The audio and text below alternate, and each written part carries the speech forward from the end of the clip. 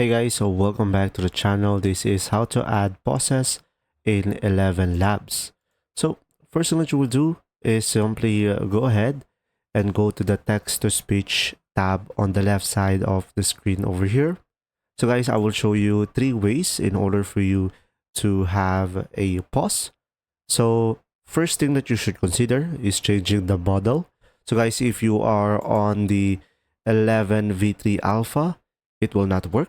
But if you are on the 11 multilingual v2, which is high quality, this one will work.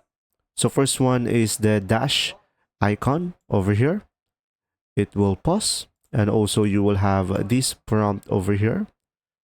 And you could just simply, of course, change the number of how many seconds that you prefer.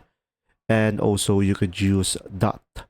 So now from here, you could adjust the speed as well, and the stability, similarity, and the style exaggeration.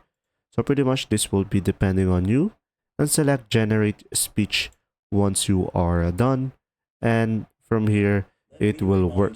There you go. I hope this video helped you understand more. Thanks for watching.